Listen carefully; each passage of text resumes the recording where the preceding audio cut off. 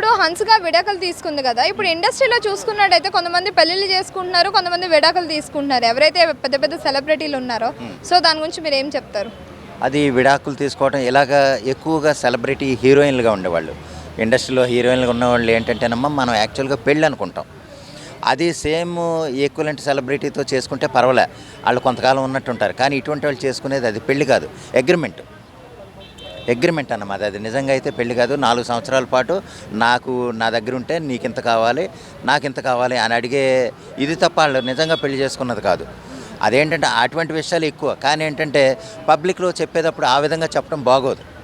ఆ విధంగా మేము ఇలా నాలుగేళ్లకి అగ్రిమెంట్ తీసుకున్నాం, 4 ఏళ్ళకి కాంట్రాక్ట్ తీసుకున్నాం అని చెప్పడం బాగోదు. కాబట్టి వాళ్ళు ఏంటంటే పెళ్లి చేసుకున్నట్టే చెప్తారు.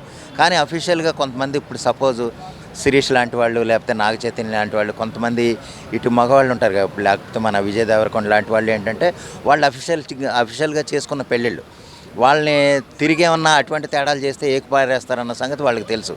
మనం అలాగ కొంతమంది ఏంటంటేనమ్మా కలకాలం ఉన్న వాళ్ళు కూడా ఉన్నారు.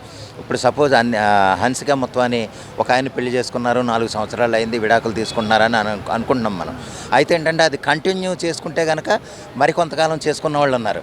అలాగే చేసుకున్న వాళ్ళు మాధవి ఉన్నారు. మాధవి కూడా కొంతకాలం అలాగే అగ్రిమెంట్ నిమిత్తం వెళ్ళి పెళ్లి చేసుకున్న వాళ్ళే. కానీ అలా 30 ఏళ్ళు అయింది. 30 ఏళ్ళ పాటు వాళ్ళకి ఒక 3 ఆడపిల్లలు ఉన్నారు. ఇండస్ట్రీ పరంగా ఈవిడి చూసుకోగలుగుతుంది, ఫారెన్లో సెటిల్ అయిపోయారు, అది ఓకే. ఆ విధంగా ఉండేలాగుంటే కనుక దీర్ఘకాలంగా ఉన్న జంటలకు ఏంటంటే కొంచెం గౌరవం ఉంటుంది. ఈవిడ పెళ్లి చేసుకున్నారు, యాక్చువల్గా సినిమాలు కూడా తగ్గించారు. అది అవతల పార్ట్నర్ని బట్టి కూడా ఉంటుంది. ఏదేమైనా ఈ స్వల్పకాల పెళ్ళిళ్ళు అనేది కరెక్ట్ కాదనేది నా ఉద్దేశం. కొంచెం ఒకవేళ నిజంగా ప్రాబ్లమ్స్ వల్లే విడిపోతే కనుక ప్రాబ్లమ్స్ కూడా వాళ్ళకు ఉండవు, ఏ ప్రాబ్లమ్స్ ఉండవు. కానీ ఏంటంటే ప్రాబ్లం క్రియేట్ చేసుకుని వాళ్ళు ఏదైనా, ఇప్పుడు సపోజ్ విజయ్ ఉన్నారండి, విజయ్ వాళ్ళ మొగుడు భార్యాభర్తలు విడిపోయారంటే వాళ్ళకు ఒక అర్థం ఉంది. ఎందుకంటే సుదీర్ఘకాలం ఒక 19 ఏళ్ల పాటు వాళ్ళు నిర్విరామంగా ఉండి, తర్వాత త్రిష గారు ఏదో ఒక ట్రాప్లోనో లేదో కొంతకాలంగా ఉన్న లవ్ వల్ల కానీ ఆయన వేరైపోవటం, వాళ్ళ ఆవిడ కేసు వేయటం, అది వేరే, అది జెన్యూన్ ఇది. కానీ ఏంటంటే మళ్ళీ త్రిష గారు విజయ్ అనేది అది కరెక్ట్ కాదు, అది పెళ్ళి కాదు, అది అగ్రిమెంటే. కానీ ఏంటంటే జెన్యూన్గా చేసుకున్న సంగీత గారు ఎవరో ఉన్నారు, గీతాంజలి గారు, సంగీత గారు విజయ్ గారు చేసుకున్నది అసలైన పెళ్ళి. త్రిష లేకపోతే, ఎందుకంటే త్రిష గారు చాలామందితో ఉన్నాయి సంబంధాలు, రాణాతో సహా మనం చూసాం కొన్ని. ఈ విషయాలన్నీ అది పక్కన పెడితే ఏదైనా సరే స్వల్పకాల అగ్రిమెంట్తో చేసుకునే అది కరెక్ట్ కాదమ్మా. పెళ్ళి అనేది దానికి ఒక వాల్యూ ఇచ్చేలాగా మీరు వ్యవహరిస్తే బాగుంటుంది. పెళ్ళి అనేది ఏంటంటే ఎంతో అనుబంధంతో అన్యోన్యంగా ఉండాలన్న ఉద్దేశంతో ఇరువురు బంధువులు కూడా దగ్గరుండి చేసే పెళ్ళికి దానికి ఒక విలువ ఉంది. దానికోసం మేము 3 సంవత్సరాల నుండి విడిపోతాం, 4 సంవత్సరాల నుండి విడిపోతాం, మాకు ఈ బాండ్ తీసుకున్నాం లేదా అగ్రిమెంట్ చేసుకున్నాం అన్నది కరెక్ట్ కాదనేది నా ఉద్దేశం. సో ఇక్కడ చూసుకున్నట్టయితే హన్సిక భరణం కూడా తీసుకోలేదు అని చెప్పి తెలుస్తోంది. దాని గురించి మీరు ఏం మాట్లాడతారు? అది ఎక్కువగా ఎక్స్పెక్ట్ చేస్తూ ఉంటారు కదా, భర్త నుంచి ఇంత కావాలి, ఇన్ని కోట్లు కావాలి, ఇది అడగటానికి లేదంటున్నాను. అందుకే మీరు రిటర్న్గా రిజిస్టర్డ్గా పెళ్లి చేసుకున్నారనుకో భరణం అడిగే హక్కు ఉంటుంది. అగ్రిమెంట్తో పెళ్లి చేసుకుంటే భరణం అడిగే హక్కు లేదు నీకు. రిజిస్టర్గా అంటే రిజిస్టర్ ఆఫీస్లో మేము భార్యాభర్తలం, నా భర్త ఈయన, నేను ఆవిడ భర్తని అని చెప్పుకుని మ్యూచువల్గా ఇదే అంగీకరించుకొని రిజిస్టర్ ఆఫీస్లో పెళ్లి చేసుకుంటేనే మీరు భార్యాభర్తలు. అగ్రిమెంట్ ప్రకారం చేసుకుంటే భరణం అడగటానికి లేదు. నీకు ముందుగానే అది సెటిల్మెంట్ అయిపోతాయి. 4 సంవత్సరాలకు గాను నీకు ఎంత కావాలి, లేదా సంవత్సరం ఎంత కావాలి, ఎంత హైక్ ఇవ్వాలనేది వాళ్ళకి ముందు తెలుస్తాయి. వాళ్ళు ఏదో ఎంజాయ్మెంట్ ప్రకారం వాళ్ళు ఏదో చేసుకోవాలని చేసుకుంటారు తప్ప భరణం అడిగే హక్కు ఎప్పుడు వస్తుందంటే రిజిస్టర్గా నువ్వు పెళ్లి చేసుకుంటేనే. వాళ్ళు పెళ్లి చేసుకోలేదు కాబట్టి భరణం అడిగే హక్కు లేదు ఆటోమేటిక్గా. అందువల్ల ఏంటంటే అటువంటి ఇది పెళ్లి చేసుకోలేదనే నా ఉద్దేశం. సో అందుకు భరణం అడగలేదంటారా? లేదు అంటే ఇప్పుడు సోషల్ మీడియాలో రచ్చ అవుతుంది, పెంట అవుతుంది అని చెప్పేసి అది పెంట అవుతుంది అన్నది కరెక్టేనమ్మా. వాళ్ళు లెక్క చేయరు. ఇప్పుడు విజయ్ అనుకుంటున్నావు 250 కోట్లు భరణం అని చెప్తున్నారు.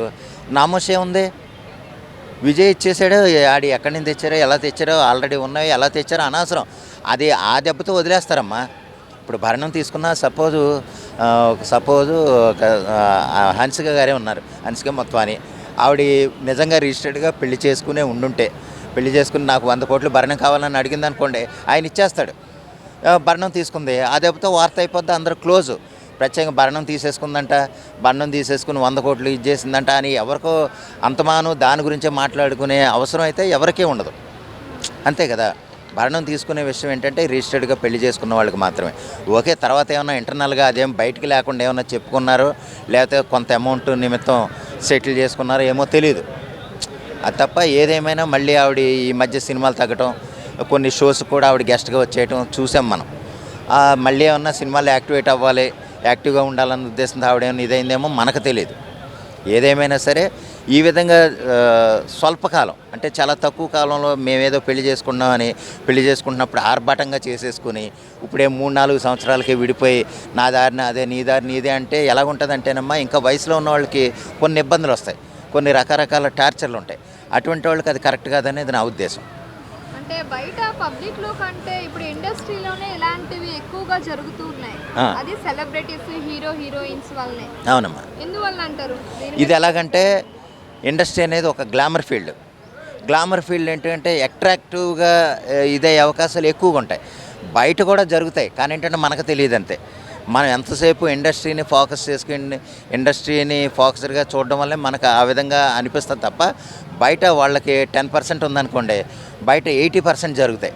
అంటే ఎందువల్ల అంటారు? ఇప్పుడు బయట చాలా మంది పబ్లిక్ ఇప్పుడు సెలబ్రిటీస్ చూసి చాలా వరకు ఇన్స్పైర్ అవుతూ ఉంటారు. అవును, మూవీస్ అవ్వచ్చు, సీరియల్స్ అవ్వచ్చు, ఏదైనా సరే ఇలాంటి వాటిలో కూడా ఇన్స్పైర్ అయ్యి ఇలానే చేస్తారంటారా? చేసేవాళ్ళు ఉన్నారు ఇప్పుడు.